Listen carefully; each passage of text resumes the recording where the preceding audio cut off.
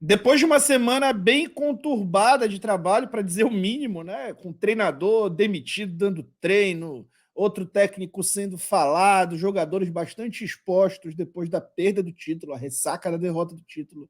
O Flamengo vence o Bahia em casa, sob o comando de Mário Jorge. O Bahia é time brigando contra o rebaixamento, mas demonstrando uma organização. Ficou 12 dias ali treinando antes do jogo e foi uma partida difícil, né? Decidida ali em detalhes, com vitória do Flamengo. A gente vai aqui nesse vídeo falar sobre a tática nesse jogo, como se desenrolou essa vitória do Flamengo estrategicamente. Será que o Mário Jorge fez alguma mudança interessante?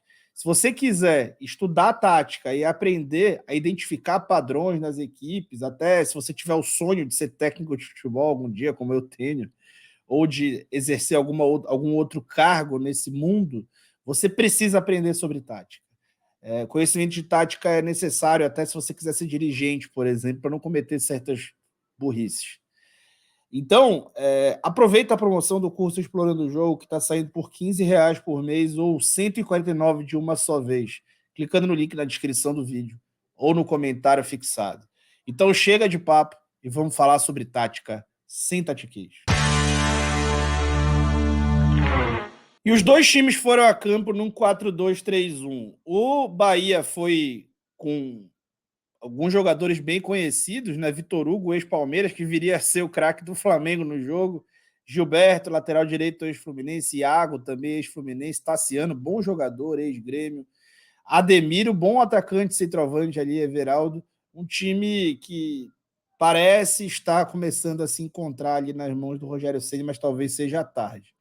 O Flamengo foi com o Rossi, Ayrton Lucas, Léo, Fabrício, Wesley, Pulgar, Maia, Gerson, Bruno Henrique e Pedro. Tem uma mudança dentro da escalação, dentro do que foi no jogo contra o São Paulo.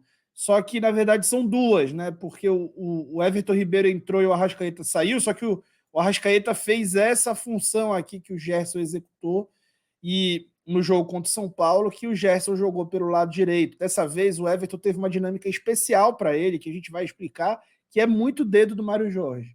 O Bruno Henrique, bastante centralizado, abrindo o corredor para o Ayrton Lucas. No início do jogo pareceu que o Gerson é que ia cair por ali, mas depois ficou claro que era o Ayrton Lucas que ia trabalhar esse corredor.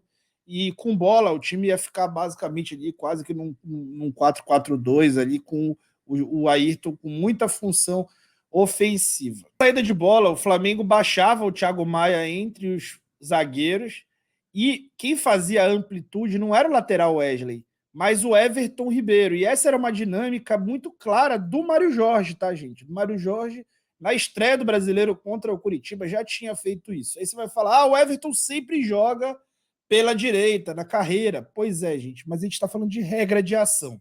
A gente vê o Gerson numa amplitude mais alta do que o próprio lateral indo por dentro e ele indo por fora, é uma coisa que acontece ao longo dos jogos.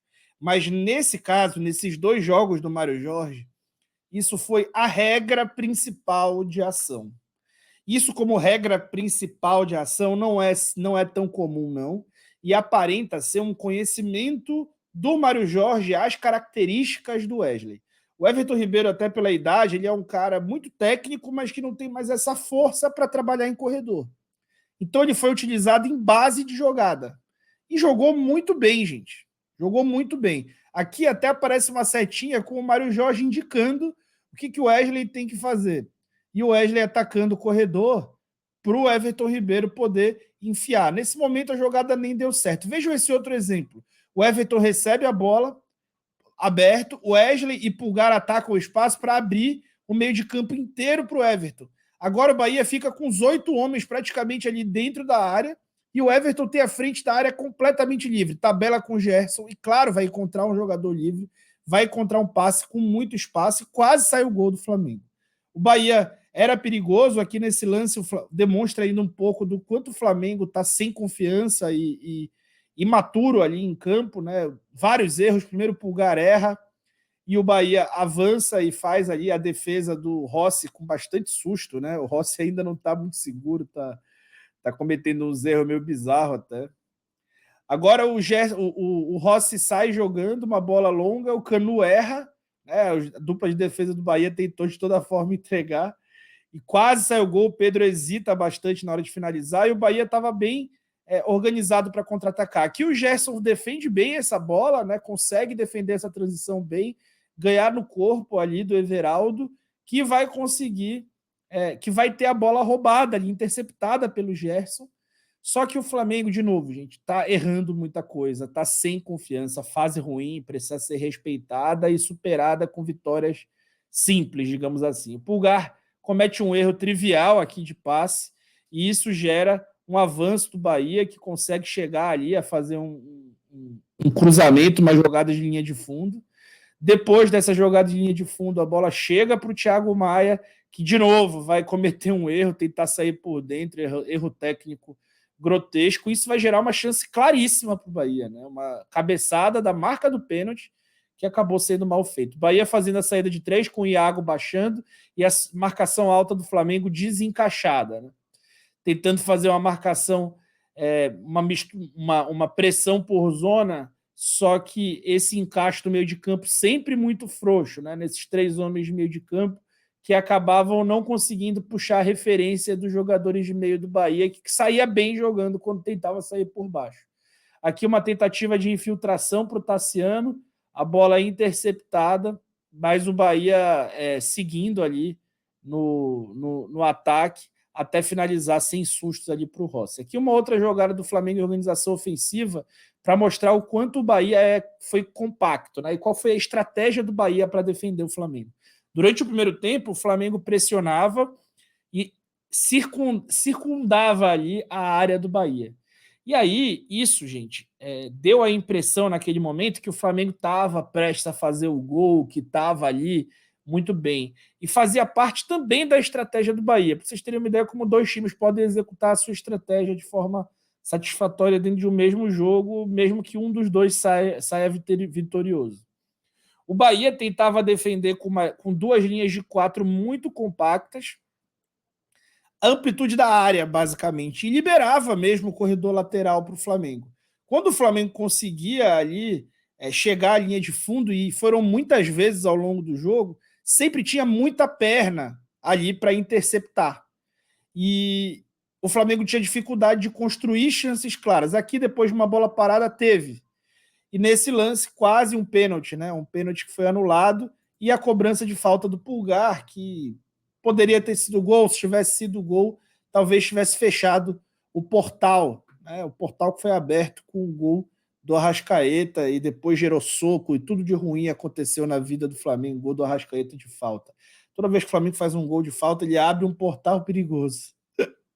Essa análise aí foi boa, né? Gente, deixa o like aí, se inscreva no canal depois dessa péssima piada.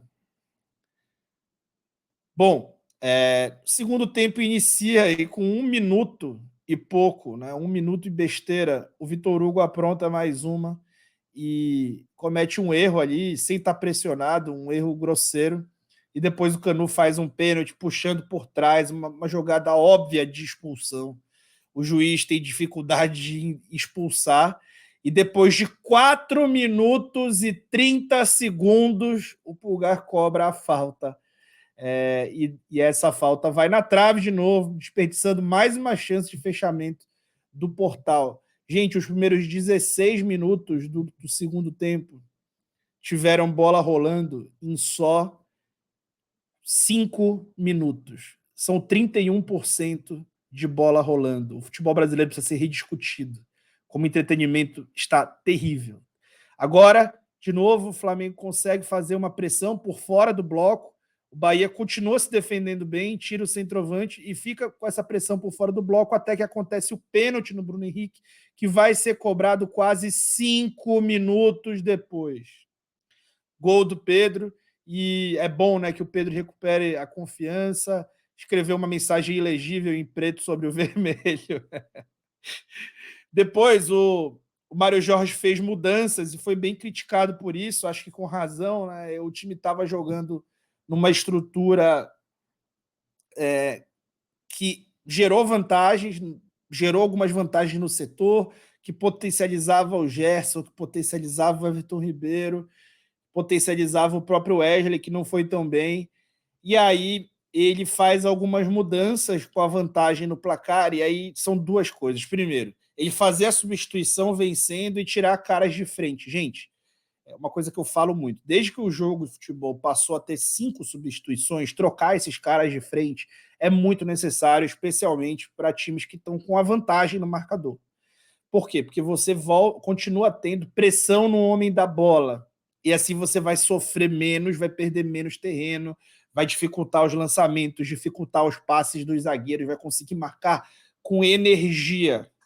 Então, trocar esses caras da frente é muito necessário. E eu critico muito o Flamengo e as capitanias hereditárias dele, que parece que não podem ser substituídas nunca. Então, correto o Mário Jorge em fazer trocas, depois tiraria o próprio Bruno Henrique, o Everton Ribeiro, trocou todo mundo da frente. Só que, nessa mudança, ele faz duas mudanças. Primeiro, ele coloca o Everton Ribeiro para jogar como meia central à frente dos dois volantes. O Everton não joga bem numa função como essa. Ele precisa dividir tarefas de armação com alguém. Ele, numa zona mais aberta do campo, menos congestionada, faz o estrago que fez no primeiro tempo e muito com o mérito do Mário Jorge.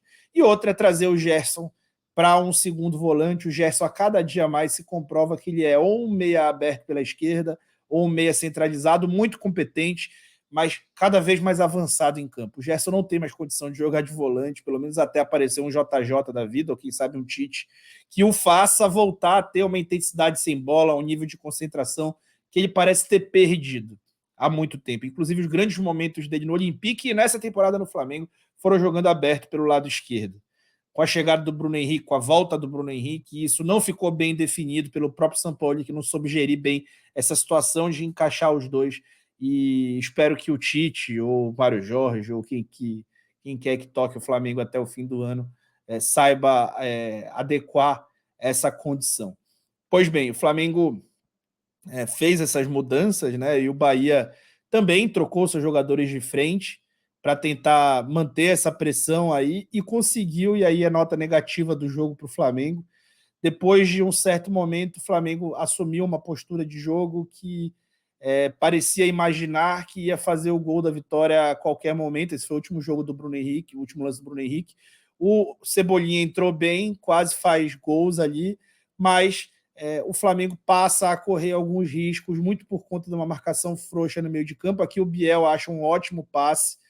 O Bahia tem uma chance claríssima de gol e nesse lance o Rossi tem um papel importante. Qual foi o papel importante do Rossi? Outros goleiros aí teriam saído do gol desesperadamente e essa saída do gol iria abrir ângulo para o adversário. O Rossi viu que o Fabrício Bruno estava bem na disputa e ia atrapalhar o atacante.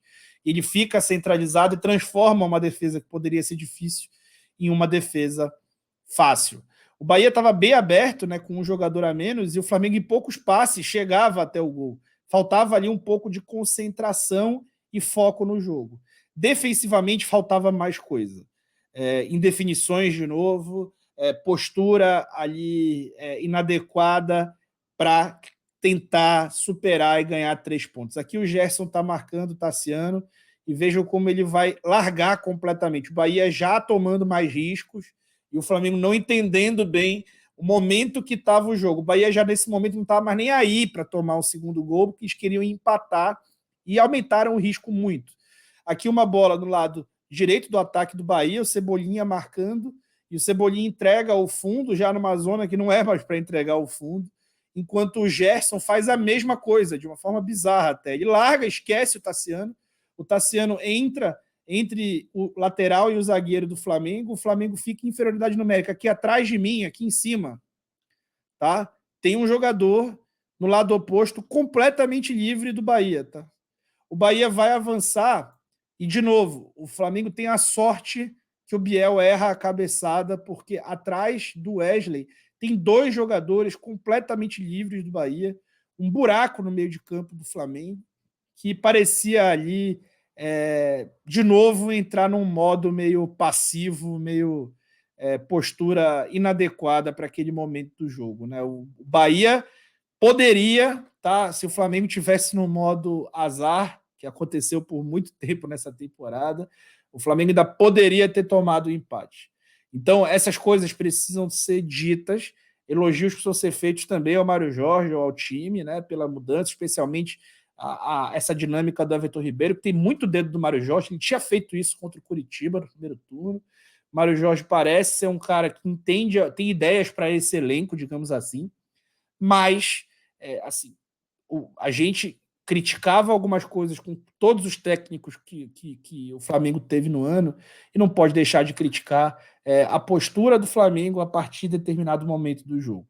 Então, o Flamengo podia ter sofrido um empate no Maracanã para uma equipe que está na zona de rebaixamento com um jogador a menos. Então não é assim o que deveria acontecer. O Flamengo sofreu para caramba? Não.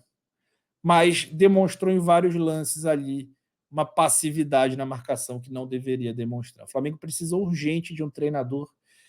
A impressão que se dá é que o Tite chega após o jogo contra o Corinthians, por vários motivos ali, que não cabe ficar discutindo agora, e precisa o Flamengo continuar focando no Campeonato Brasileiro até acabar a competição, entrar na Libertadores, e aí, no ano que vem, carta branca para o Adenor aí fazer as intervenções necessárias, tá bom? Curtiu o vídeo, se inscreve no canal, deixa o teu like, não se esqueça de aproveitar a promoção do curso Explorando o Jogo, que está saindo por R$15 por mês. Clica no link da descrição do vídeo e aproveita. Valeu!